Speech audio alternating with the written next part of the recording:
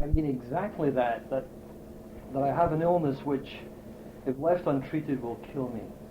Don't kid myself. It will kill me. It may not kill me in the fashion that you might imagine, in a dramatic fashion, like wrecking a car or setting myself on fire in some hotel room, which would have been my way. But it may kill me in a sadder way. It may kill me slower on an installment plan, with the progression of the illness and the loss of the spirit, the loss of the jobs, the frustrations with life, the feeling that I didn't get the bricks. So that is a worse death than the violent overturning of the car in the Merritt Parkway, or me setting me on fire some hotel.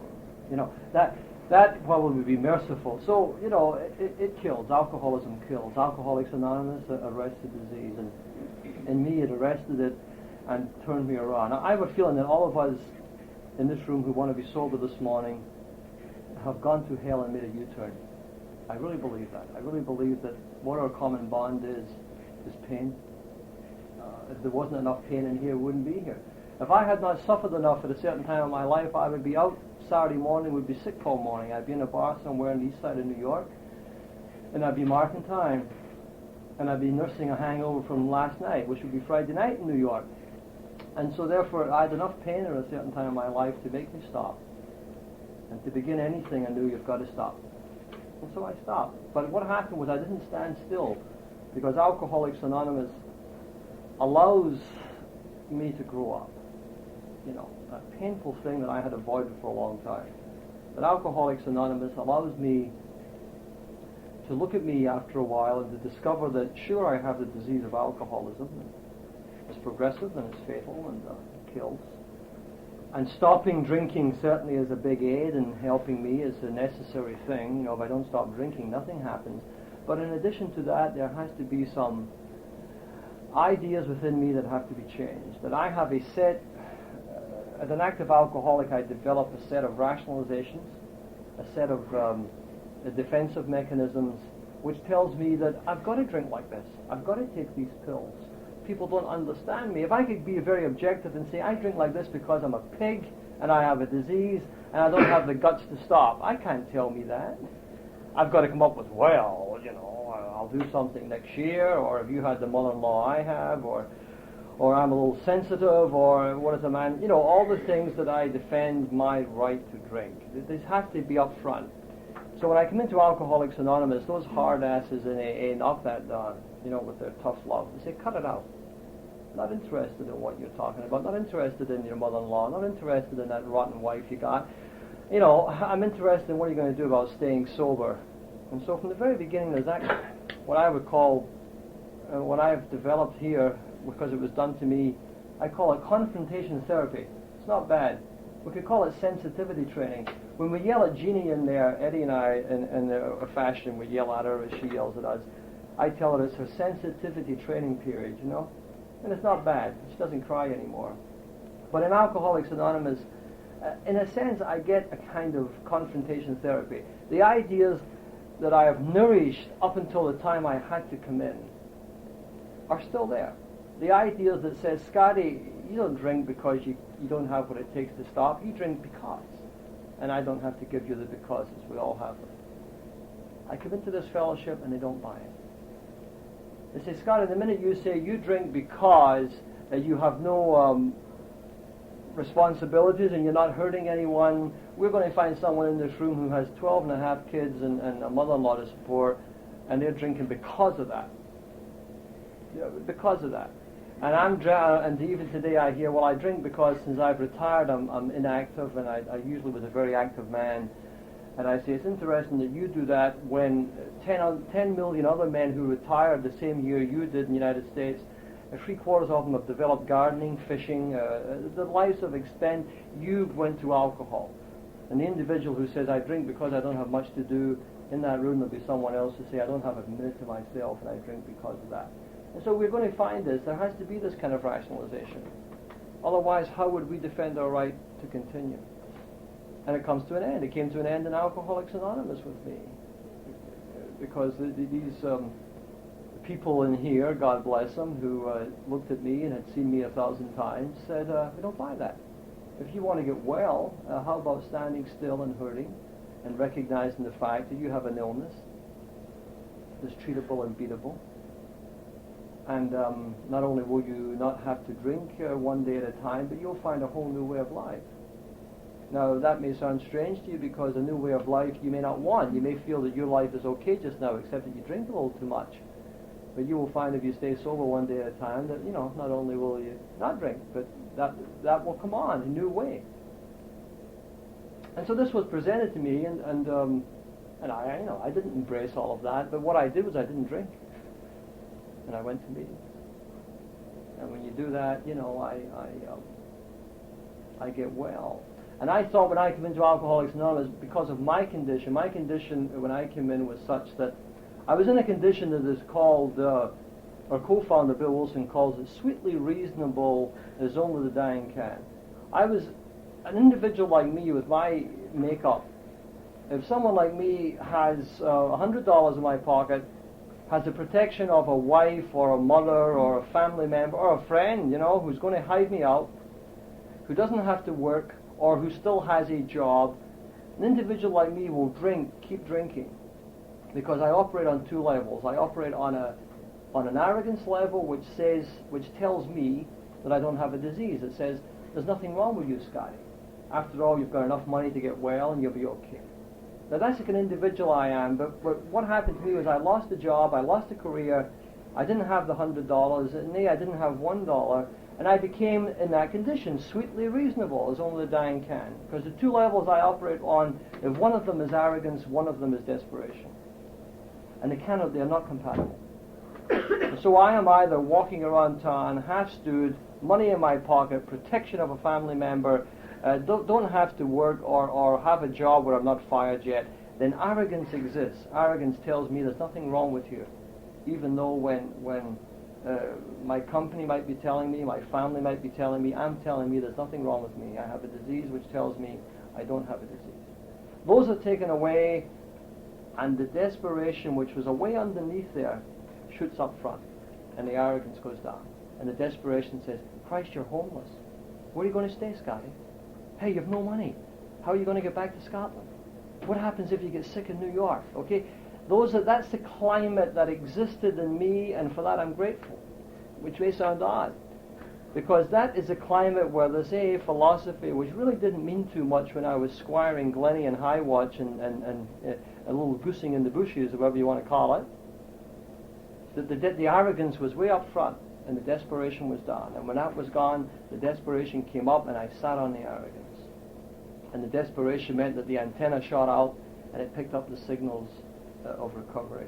It picked up the same messages that I had heard when the arrogance was up front, that I have a disease that is treatable and beatable, that I have a disease that had made me at one time, and up until the time I came in, part of a national problem, and if I stayed sober, I could become part of a national solution. Okay, that's good.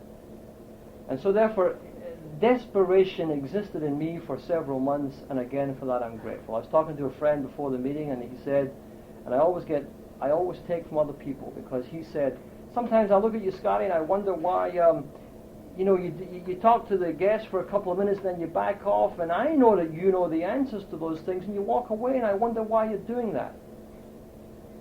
And I thought about that, and I thought, yeah, that's right. You know why I do that?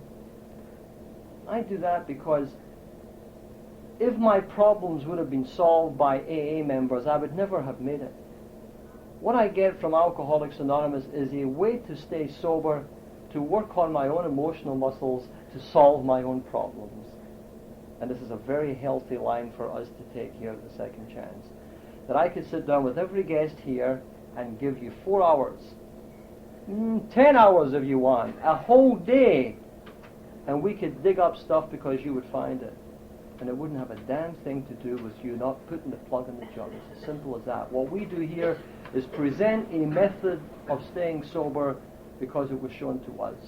And our experience shows us that from that you will gain the strength to solve what you think is a gigantic problem. And that is a privilege that the sociologists and the other outfits don't know about. You know, our well-meaning friends do things like I sit you down and ask you when you went to school and when did you miss breakfast, or who stole your rubber duck.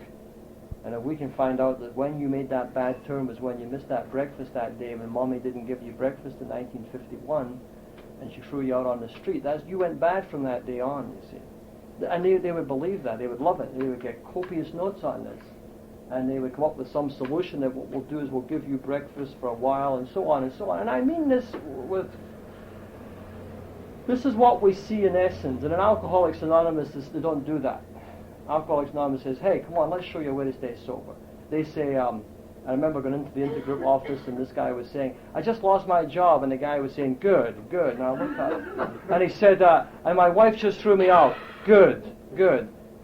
And I thought, what an insensitive bunch of people. And but you don't understand. Getting sober is going to be tough. It's okay, don't drink and go to meetings.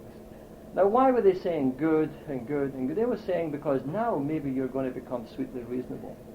And I'm not suggesting that if you have some of the things that I didn't have when I come in, that you give them up to become humble, to get desperation to come up, so as you'll get well. I'm not suggesting that at all. But it seems like in someone with my makeup that has to exist. If you have a job, a wife, a house, a husband, a kind of security which makes your lifestyle agreeable to you, hold on to it and recognize that if you can't feel bottom, you can see it. That you're going there. Don't kid yourself. Any of us, And I ought to. It's just that I went there and made that U-turn and came out of it. And so therefore, when I was in an AA room in the beginning and I sat there and I looked at these well-nourished, well-spoken, neat, clean men and women talking with comfort, and I was uncomfortable, and talking with a kind of calmness and an understanding, and I didn't possess it.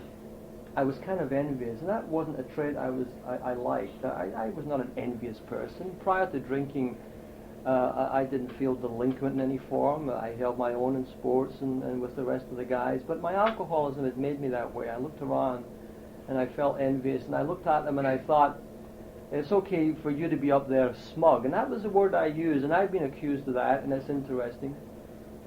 It's okay you've been up there smug because you've got a job and you've got a car outside because I saw it. And you have a house up in Rockland County or over in New Jersey, and you're not living in a YMCA like me. I thought those things, but didn't say them. I thought them, and didn't have what it took to say them. The anger stayed inside, maybe. But I recognized that if a wand would have been waved, and Scotty would have had all those things, I never got sober. I tell you, I'll really be honest with you. The way I got sober was my way, was the way that AA suggests, obviously, but my condition was such that I became sweetly reasonable and stayed sweetly reasonable. And by the time some of the things come into my life, which makes it more pleasant, I had gone over from the wondering if I was an alcoholic to the acceptance of the fact that I was an alcoholic. So I'm grateful for that limbo. I'm grateful for that famine of material things. Only sharing what I feel, okay? Again, I look around the room, and luckily alcoholism, people are catching it or they're made aware of it before a lot of these things happen. Not that I suffered any more than anyone in here. I can look around, I spoke to all of you when you come in here, and I know your pain is your pain. And so I'm not tougher than any of you. It is just that my physical situation, if it was compared to some of yours, would look bleaker when I come in. But it wasn't, because pain is relative, and that was the way I had to be, and that's the way you have to be. You go home to your house in Westport, and you close the door, and you yell at the kids and fight with the husband. That is pain that I didn't have. My pain may have been in walking along Broadway and wondering if I could have another night's rent for the YMCA, okay? But the pain is the same. So, if you're in that nice house in Westport and your pain is caused by those things I described, that is sufficient for you to get well. Because you don't do for the alcoholic what they can do for themselves. And that's in the area of finding them a job, arranging their marriage, straightening out their problems, and hence that's why I don't sit down and give you 5 or 6 hours. Leave that to the social workers who love that, the young kids out of school who want to hear all these terrifying things that us con men can give them, and we can give it to them. We could keep them busy for a month. I could keep psychiatrists going for 2.5 years. Not only would I have them out on the golf course, I'd have their kids out on the golf course. I'd give them a whole generation of education off me if I had the dough. But AA says, cut it out. Come on. Do you want to get well? Do you want to get well? First things first. Do you want to get well? And for that, I'm grateful. I'm grateful for the tough love. I'm grateful for the thought that my friend gave me a few minutes ago and got me on this spiel. So if it sounds like, and I'm not defending why I don't sit down and give you 3.5 hours, what I'm doing is saying, that's okay, my friends. You're in good company here, and you're hurting, and your emotional muscles are flabby, but they're going to get strong, and you're going to get them strong. And what you're going to learn in your time here is how we stay sober one day at a time, and that we do spend a lot of time on, and you know that. That is the thrust of this whole thing up here. How do we stay sober, regardless of your mother-in-law, your job situation, your status in the society? Bottom line is we're all in trouble with booze. How do we stay sober? That we spend an awful lot of time on. And if we seem a little cavalier about your marriage breakup or your job loss, it is not that we're insensitive to it. It is just that we don't get involved in it very wisely, because our knowledge lies in how do we stay sober. And you will solve those things if you stay sober. The direction you go will be the right one. I, once in a while, simply because life is moving and that's good, and I feel part of things now, and I feel in the scheme of things, I once in a while stop and I look around, maybe up in this pretty area, and I look around as I walk back from the mailbox, take a fast look. And it's a private thought, and I'm a city boy, and I came from Glasgow, which ain't exactly Upper East Side of New York. Glasgow would be like Gary, Indiana before they cleaned it up, you know? Pretty grubby. It's a rough and tough town. And I was a city boy from the streets. And so when I walk back from the mailbox and I look around here, there's a kind of quiet gratitude. And there's an amazement that, my God, Scotty, all you've done is stayed sober the AA way, and look what happens. Things happen.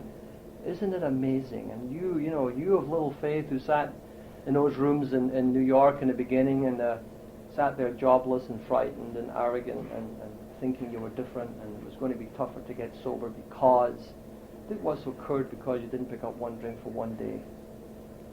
The movement has been correct. And then I recall, maybe I've had a morning where there's been some phone calls made, there's been some paperwork done, there's been some talking to people, there's been things done outside of alcoholism, and I come in here at 11:30 and I say, I've done a lot this morning. A lot that in old days it would take me a week to do, I can do in a couple hours. Because of some kind of organization within me. And I just go back, I thought, maybe let me go back and give you a day in my life before I come in here.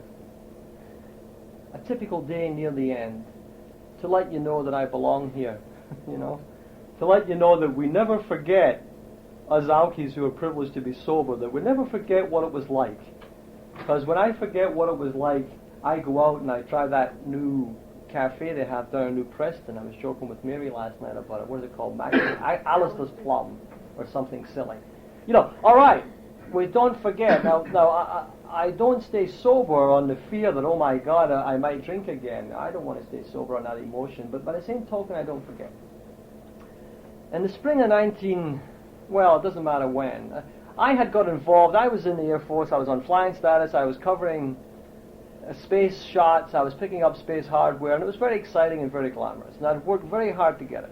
It was prestigious. And Lord knows, at that time of my life, because I didn't feel good about me, I needed the outside trappings to make me look good. And so it served that purpose. I was in the right outfit. I had esprit de corps. It was an elite place. It was an exciting field. And I was in the space program, and it was great. And so therefore, I was trained to do certain things, and I was scooped into a pickup of one of the astronauts. And that's okay. I was trained to do it, and circumstances were such that I was pulled in. And I've been taken up to New York to be shown off to the public through the media, and had got drunk again. I always get drunk at the wrong times. And the public relations types in the Air Force pulled me out of New York and got me back to base, and I faced the commander, and he said to me that question that is asked of us a lot of times, why did you do it?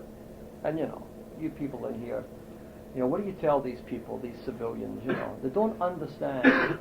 I only had a couple of drinks. I only planned to have a couple. So my philosophy then was I looked at the commander and I said, and I had mixed feelings. Here I had brought some kind of credit to the squadron because the Navy was in charge of the pickups, but at that time, only because the retrofire of this particular capsule was about 2 seconds. The burn ran about 2 seconds longer than it should have. And when you're traveling at about 17,500 miles an hour, 2 seconds means a couple of hundred miles downrange. And so instead of landing up where the little Navy vessel was sitting waiting for him, it landed in my lap off Puerto Rico. It should land in Bermuda. It landed in Puerto Rico. And so I was scooped into this little thing, and it brought credit to the squadron, and it let the public see that the Air Force not only had frogmen, but they had guys who could jump out of airplanes with frogman's gear on and do all kind of sophisticated skills. And this, I was one of those, okay?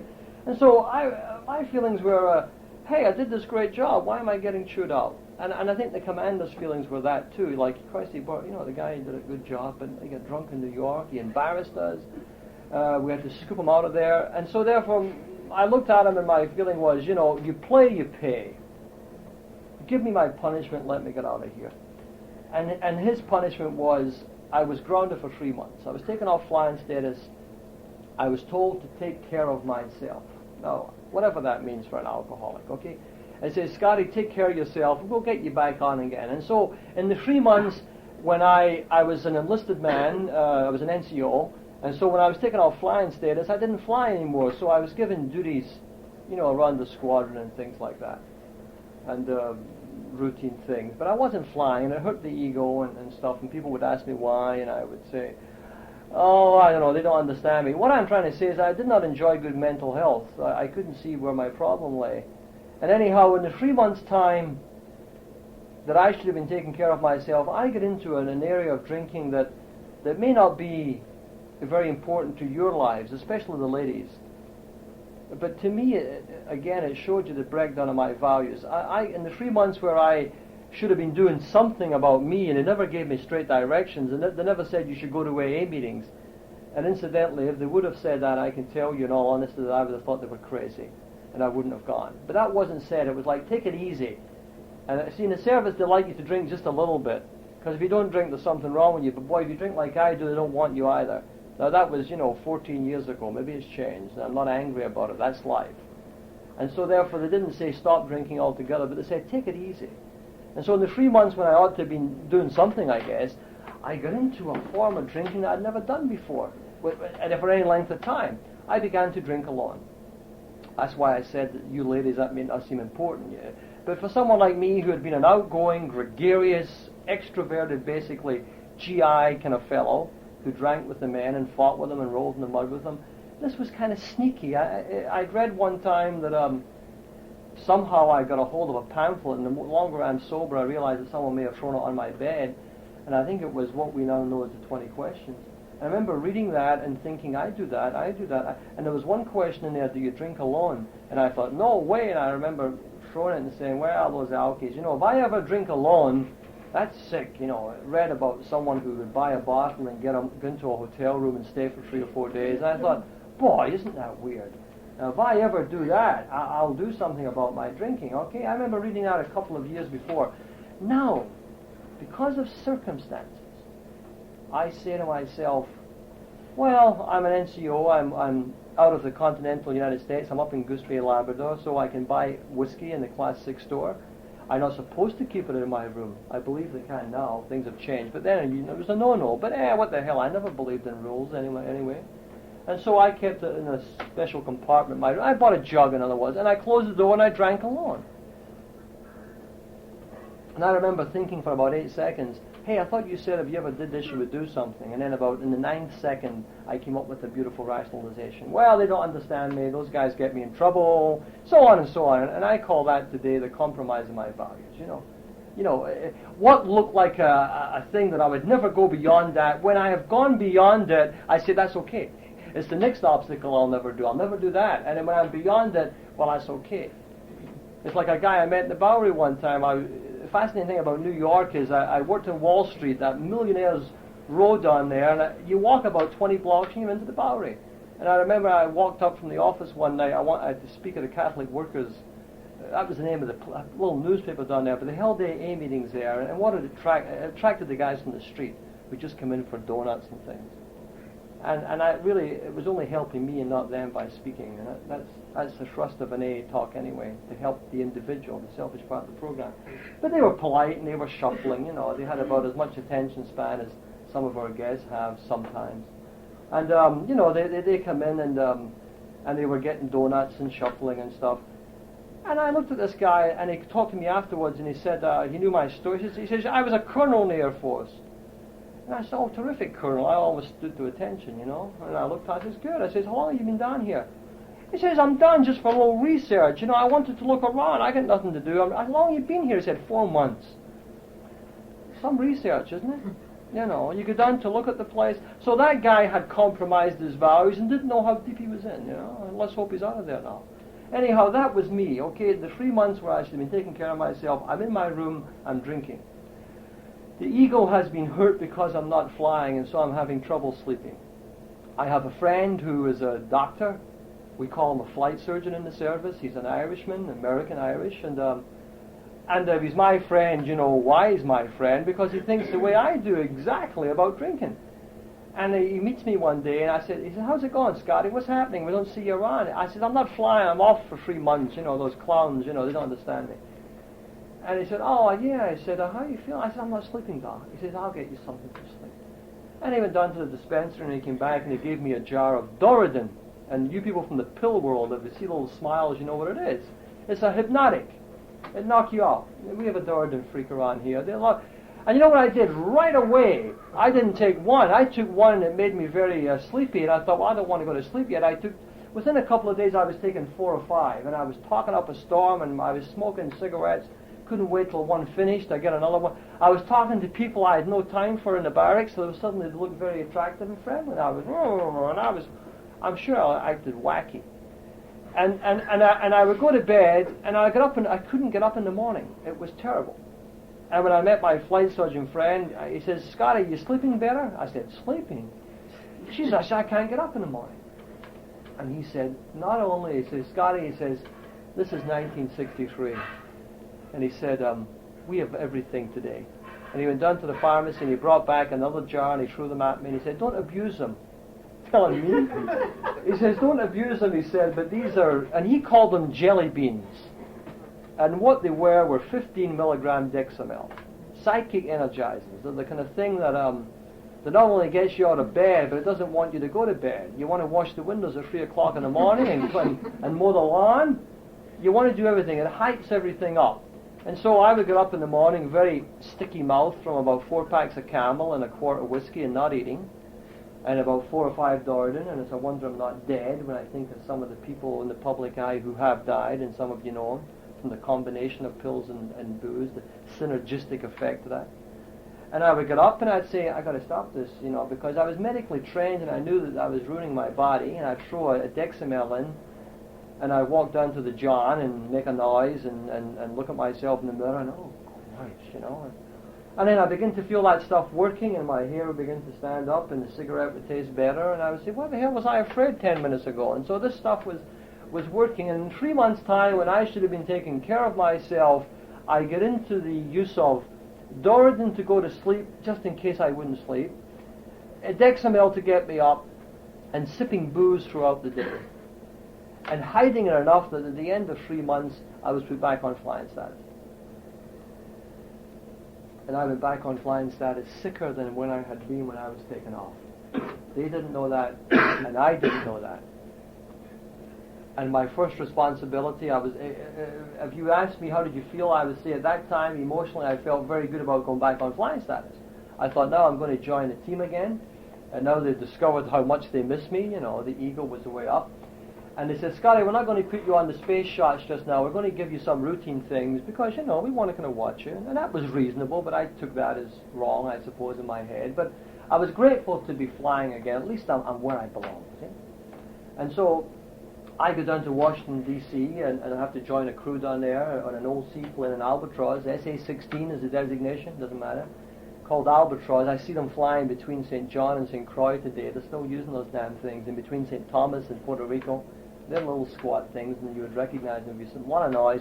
We used to put jet-assisted takeoff tanks on them that would get you out of the water at 50 feet. They were good. Good little rescue airplane. Anyhow, I had to go down there and join a team of strangers, and my part of the crew would be in charge of all the rescue and survival gear and parachutes, because my training lay in that area, medical equipment always. And I met these people, and what we were going to do was pick up high-ranking military officers and State Department types, and take them up to Seal Lake area in Canada, and Prince Edward Island area, and drop in on some inaccessible lakes which had been stocked by trout. They'd fly over 3 or 4 years before, open the hatch, throw them out at 100 feet, and come back 4 years later. And I'm not a fisherman, but some of you have seen Charlie's trout, and let's say 5 times the size of Charlie's. No one, beautiful. It didn't excite me. I couldn't give a damn about that, but obviously these high-ranking and State Department types wanted to go up and fish, and I'm on the crew. And so we got up there, and as I said, emotionally my feeling is one of, okay, keep your nose clean, this will be a routine trip. You're going to get through this, and and you get back on with the boys whom you know, and you'll go on into where your training lies. And that's the feeling. And I joined the crew up there, arrived uneventfully, we landed the seaplane, I got the equipment off, and I set up a base camp. They went out fishing. We took an aluminum boat out of the back, and they went out fishing, and to hell with them, that was it. I had brought along with me on this trip a 40-ounce jug of booze. I don't know why I said 16.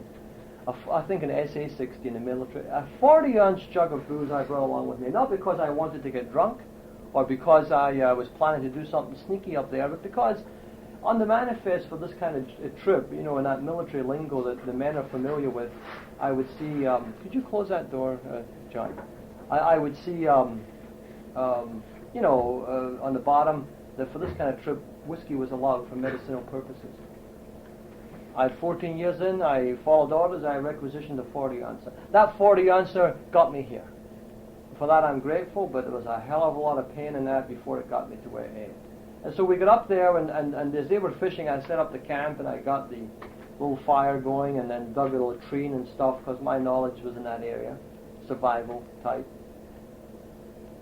And they come in, it rained, and they got wet, and I looked at them, and some of them were shivering, some of them were old guys, some of them were 40, and that kind of way, as I get, to me they looked old in those days. People must look at me today, youngsters, and say he's an old man, and I don't feel that way, but I'm being funny now. But anyhow, some of them were, into middle age, and were shivering and miserable, and I remembered the whiskey, and I said, gentlemen, I have some whiskey here, which is allowed, being the old soldier, I knew the language to use, and some of them had it, I guess.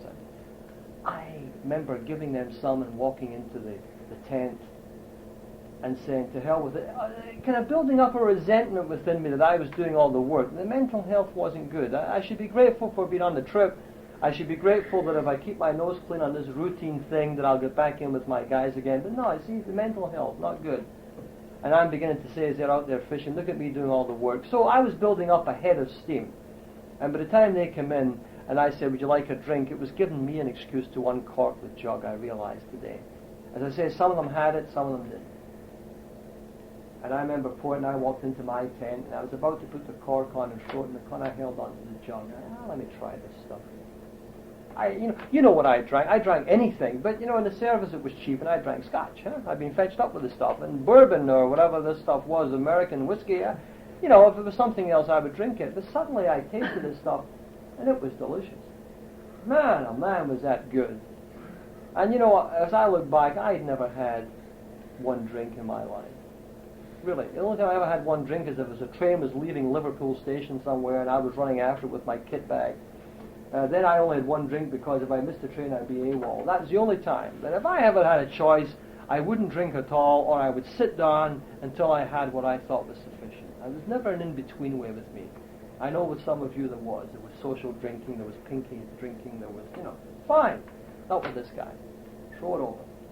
And so it hadn't changed. That 14 years later, with the progression of the disease, I didn't have one drink. I got drunk.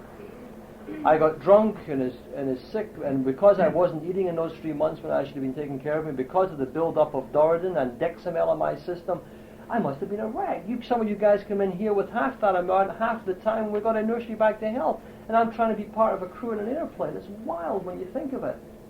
It is frightening. I could have had a convulsion. Maybe my body was telling me to have the drink because of a convulsion coming up. I don't know.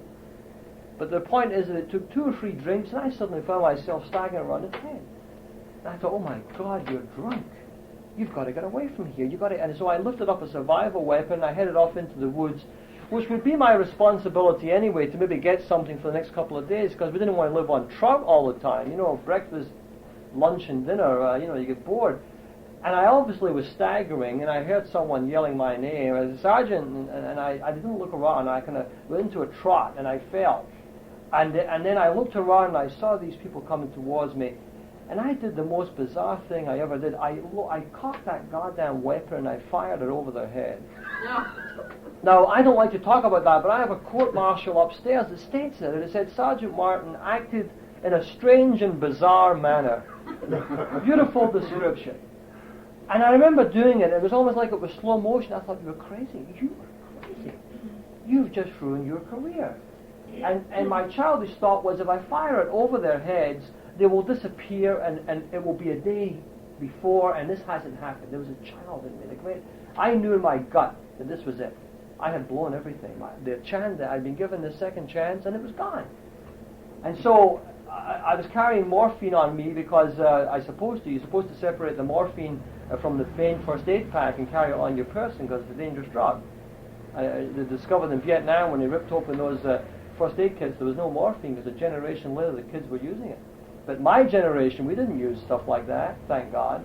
And anyway, so I carried the morphine on my person, and the procedure would be when I would go back to base, I'd take the morphine out of my jacket, put it on top of the first aid kit, and they would check it off. So as I was running and I fired the weapon and they were still coming, I thought, oh, to hell with it. I just opened up my flying jacket, took out the morphine, and I just gave just like that, I gave myself 2 half-grain ampules.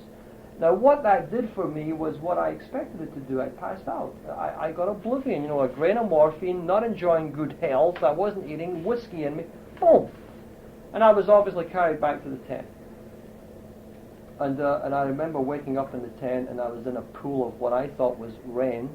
And I realized later that they only started here and ended down here. So what had happened was I had become incontinent. And for you lay people who don't know what that means, it means I had peed my trousers. Haven't done it before, haven't done it since. Okay, so, you know, all right. And I remember getting up and this pain in the gut, that clutch of fear, and thinking it's all over.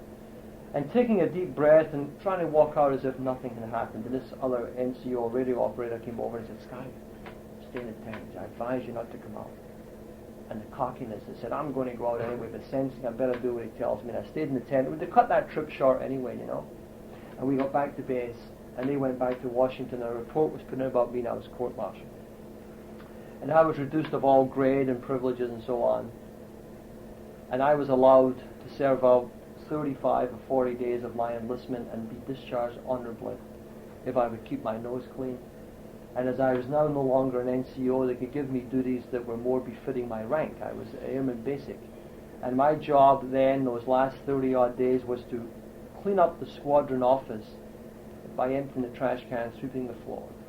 And this hurt this massive vehicle that a year before had been picking up space hardware, involved with astronauts, going on presidential escort flights. Really, you know, this was a downer, as to say. And I suffered a lot of psychic pain out of it, and I'm grateful for that, because I think through humiliations, it is not necessary to get any humility through humiliations. But I think that any of us who have had humiliations and can talk about them like I am this morning reminds me who the hell I am. And that, in essence, can begin to work some kind of humility in me. And I don't mean by humility that I'm a Uriah Heep kind of character. You guys know me too well for that. But humility to me means teachability. So through the pain of those things, it has given me the idea that now that I'm sober, that I don't forget that.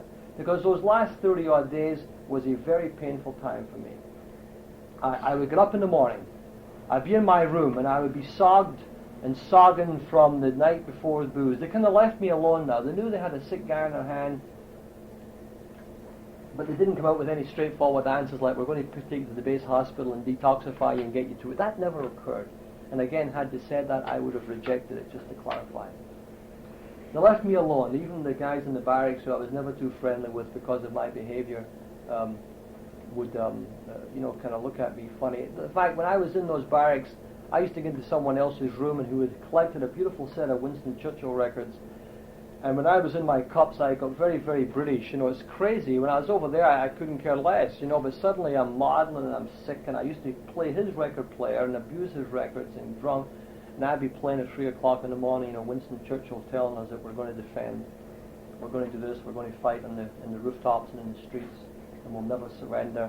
And as I got drunker, it sounded better. And then he would talk about the RAF, and I had been part of the RAF, and I would get out my photograph, me in my RAF uniform, and Winston would be talking about never in the field of human conflict have so many owed so much to so few, and I would be yelling. So I was creating some kind of disturbance in the barracks, you can understand. And so I wasn't very well liked. But now that now they know that Scotty's getting out the service, even those guys who thought I was a loudmouth, and I was, and a sick person, and an abusive, and abrasive kind of sense there was something wrong, like an animal sensed another animal was sick, and they left me alone. And that's the way I wanted it. And so I would get up in the morning. I no longer had a roommate. They went elsewhere, and I had a room all to myself, which suited me fine, but there was 3 other bunks in there, but no one wanted to be near me. And that was fine with me. And I'd get up and I'd hear the healthy sounds of life out in the corridor, guys getting up and laughing and getting letters from their girlfriends and talking about they're going to go to the bowling alley tonight. And I would get up and I'd be in terrible shape, and I'd be hurting, and I'd know that I've got to go, my day is going to be empty in trash cans. And this hurt my ego. So I would say, oh Christ, I can't go up there. And so I would get up, and when I heard the other guys going over to the mess hall and the barracks were empty, I'd open my door and I'd run down to the John and I'd do what I had to do. I'd look at my face and I'd say, oh Jesus. And I'd go back in and I would open my drawer, and I had these Dexamel in there. I'd look at them, I'd close the drawer. I'd say, I can't take them. I'm not supposed to. I shouldn't. I got to get over this. This is the last day. And I'd pop a 15 milligram Dexamel. And I'd sit in my room, I'd light up, and I'd go through my coughing to get the lungs going, like some of you know today, I'd get them going. And I was in good shape. Now I was beginning to liven up. The blood was coming up to my head. And I'd hear the guys coming back from the barracks, and I'd say, Christ, I've got to go out there and join them and say something. So I'd say, Scotty, you're abusing this, but you're going to stop tomorrow. I'd throw another 15 in. Like, I'd taken one 20 minutes before, but in case it doesn't work, boom. And so I now have 30 milligrams of Dexamel in me, about a half a pack of cigarettes. The stomach is beginning to settle. It was before it was like this. If I thought of eggs or bacon, forget it. And I'd walk down the hallway, and now the Energizer's working, and I'd say, hi, and they'd look at me.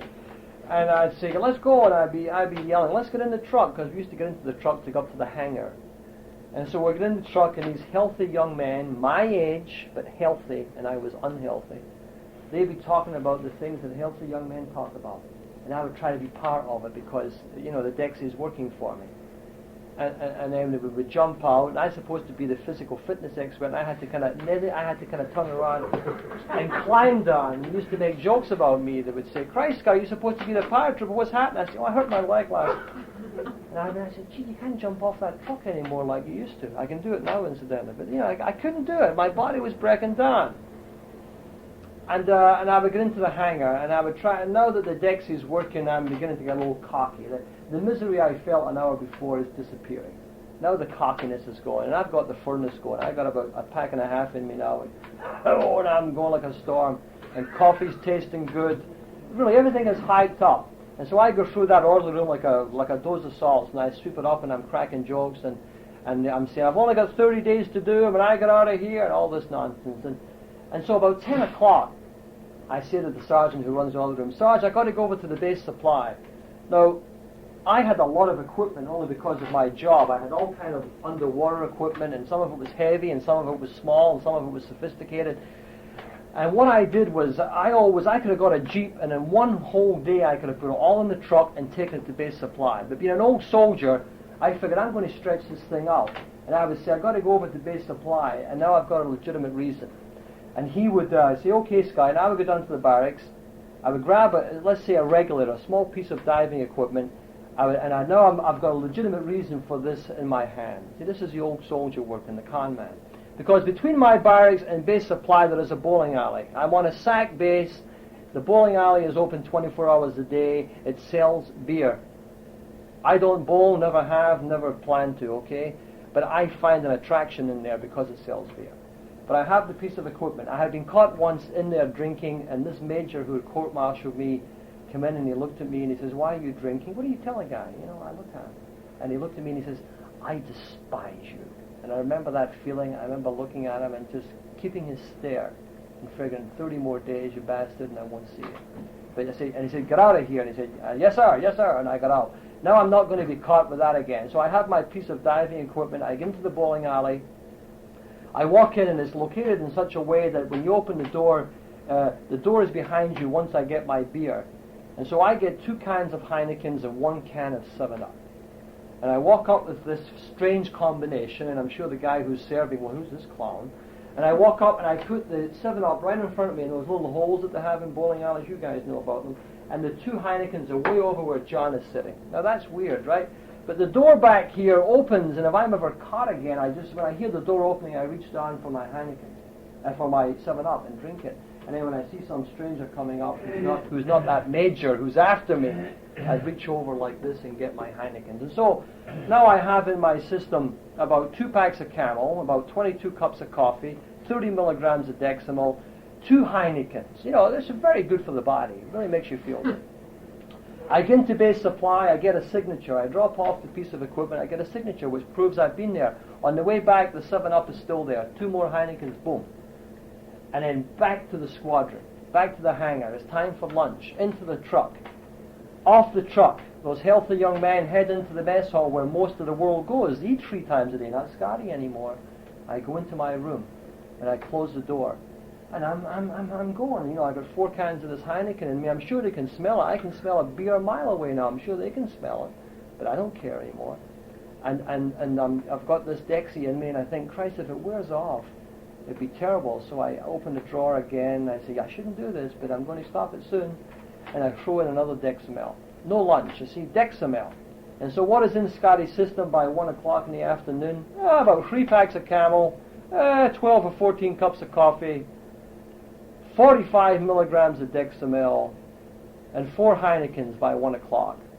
It could be 6, but we're into an area, okay? 4 Heinekens, 2 trips in there.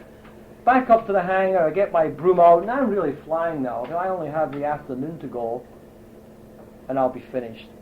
And the job is no longer painful because I'm high enough that nothing bothers me.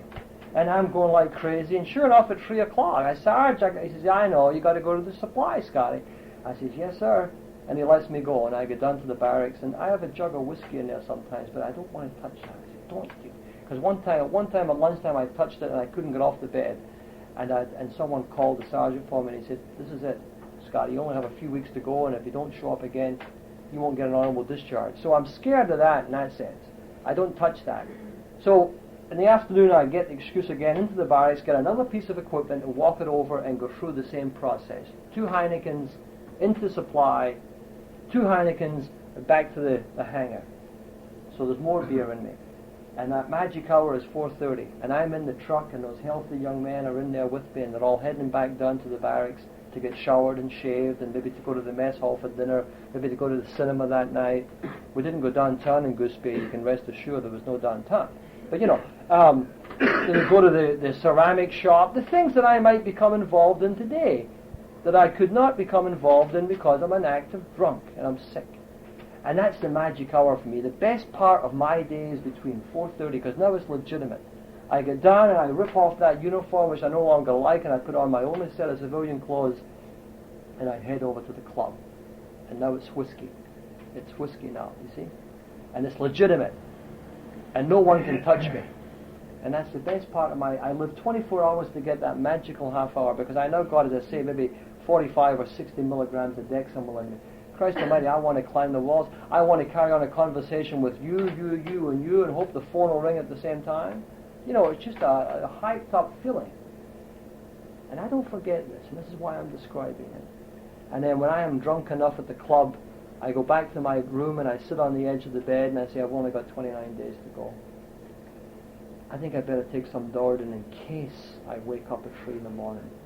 And I would take Dordan.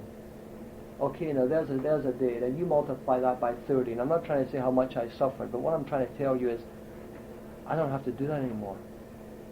And the important thing is I don't have those feelings anymore. Okay? I don't have those feelings. I can look people in the eye today. I can feel that I'm entitled to be here today. I can feel that I don't deserve any shortcuts in life, that I'm here and I get out of life what I put into life. What I'm trying to say, I suppose, is that Alcoholics Anonymous has allowed me to have good mental health in addition to stop drinking. Because if there's one thing that we don't talk enough, and you won't hear it at meetings too much, but it's a particular awareness that I speak about now in my own self, and you, if you identify with it, you apply it to yourself, that this alcoholic really did not enjoy good mental health. And it doesn't mean to say that I was insane. It didn't mean that. It just meant that I didn't enjoy what I saw other people enjoying, and I rationalized it was because I didn't like to do that. I didn't like to do the things that the other guys in the barracks were doing, which were the wholesome things that the non-alcoholic world does. I'd suddenly narrowed my life, and I'd rationalized that this was the right way to live. You know, and so I was on the fringes of the pill world, and they knocked the hell out of me. The only thing I didn't do is that when they ran out, I automatically went to booze, and I come off it on booze, and for that I'm grateful. I didn't even know I had a withdrawal, because I always felt miserable. And when you always feel miserable, you know, I can't distinguish between a withdrawal and feeling miserable. And by the time I come into AA, I come off the booze. So I've gone from pills to booze to nothing. And for that I'm grateful. Some of you in this room, you know, your ups and downs and laughing and crying, it's come through pill withdrawal. And it takes a long time, and we'll talk about that some morning. We'll spend a whole hour on it. So what I'm describing for you is that to let you know that whatever happened to me this morning, and it's now 12:25, that I've accomplished a lot. And I'm not trying to be boastful about that. I mean that I've accomplished a lot in keeping this plant going. And it seemed like a breeze. And it's been done, and things are moving along fine. And it wasn't always like that. Okay? It wasn't always like that. I had those days where I kept the head down and I shuffled, and I had Dexamyl in me, and I was rationalizing that no one understood me, and it's okay for those other people because they have friends to send them care packages. You know, I was all kind of mental quirks in my head, which thought that I was different, that I was special, that I'm sensitive and no one understands me, that I'm getting the bad breaks in life, that these other guys who I serve with, you know, come from, you know, they've had better backgrounds, they had more in life than I did. You know, a lot of nonsense. The very things that on those streets of Glasgow was my training ground. That was the instincts that kept me alive. And for that I'm grateful. You know, the emotional muscles had been strong long before alcohol came into my life. I had to survive in those rough and tumble streets, and so therefore I pulled on that when I came into AA. And there is a survival instinct in all of us. There's two instincts in all of us. There's a reproduction and a survival. And you know, I had gone through a survival situation in Korea which killed a lot of people, and suddenly in good old USA with hamburgers and Coca-Cola, I'm killing myself. I don't want to survive. I can survive out in that bleak shit place, and I can't survive here, which is rather interesting, because I don't want to survive, because alcohol destroys me. The other thing was imposed on me, and this I'm imposing on myself. And so, you know, I don't forget those things, and I'm just sharing a typical day in my life, and it makes me sweat a little, because I don't need it anymore. I don't want it anymore. And any of you who may have had days more or less like that don't have to have them anymore. But it has to start with not picking up one drink for one day and being willing to endure discomfort. My God, some of us cannot endure discomfort. You know, give me 20 lashes a day and I'll take it, but don't do this to make me feel bad, you know. Who the hell said I was supposed to go through life, you know, enjoying it?